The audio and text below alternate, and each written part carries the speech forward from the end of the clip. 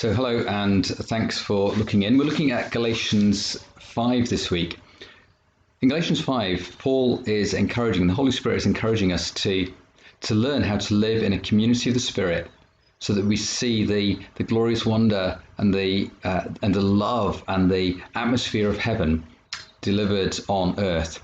So on Sunday we were considering the first 6 verses on that and looking at the contrast between law and grace and how we live in those different things. So I'd encourage you to read those first 6 verses, 4 verses, verses 1 to 4, where Paul is drawing a very clear indication of what it is to be living in slavery, and then verses 5 and 6, where Paul is talking about living in the freedom of that faith brings, rather than living under law and self-reliance.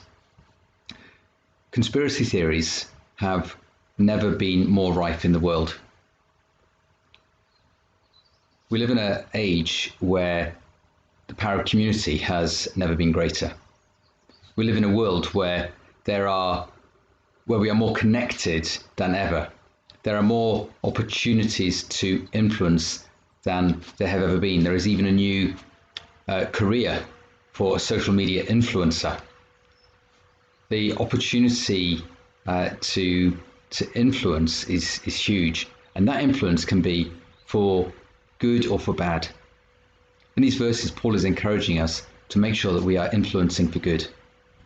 I want to encourage you today, because as Paul has spoken about it, he's then speaking very much about how the community of God, how the church in this city of Galatia can be an influence for good rather than an influence for negativity.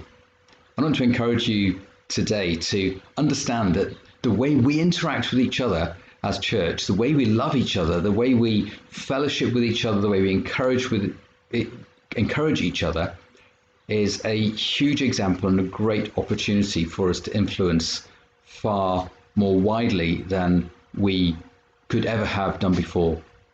So Paul is aware that in Galatia there is a small number, maybe even one, very vocal influencer who is dragging people back into a lifestyle of legalism, into a lifestyle of obligation, who is telling them that actually there are things they need to do, that Jesus hasn't really won freedom for them, that really there is still condemnation if you don't obey the law, that there are certain things that you have to do.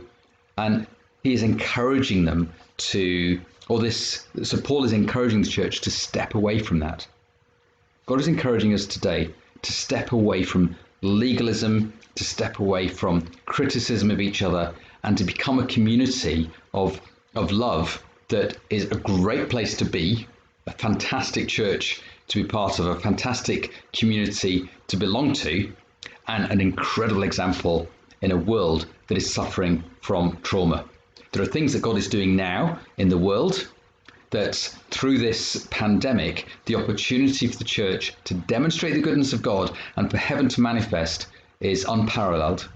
And there is an opportunity for us to demonstrate something different about the love and the community of God that we maybe have never had before. The church has always been there in terms of demonstrating care, but we now live in an age where there's an opportunity to demonstrate care and to have a voice that is very clear and very loud, promoting the love of Jesus. Let's read Galatians 5, verses 7 to 15. It says this: "You were running well. Who hindered you from obeying the truth? This persuasion is not from him who calls you. A little leaven leavens the whole lump. I have confidence in the Lord that you will take no other view, and the one who is troubling you will bear the penalty, whoever he is. But if I, brothers, still preach circumcision, why am I still being persecuted? In that case, the offense of the cross has been removed. I wish those who unsettle you would emasculate themselves. For you were called to freedom, brothers.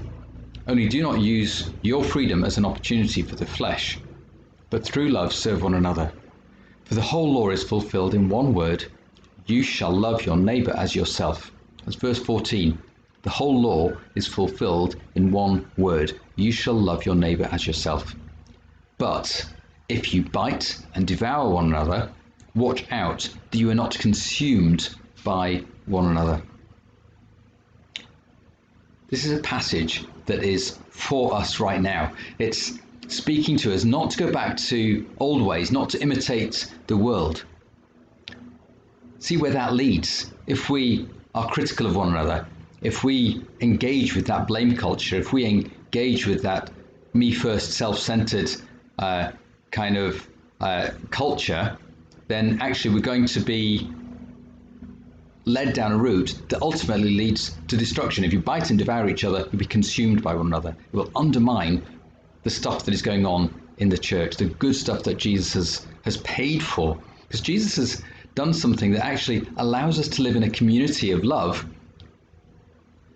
And it's the only opportunity we have for that following Jesus.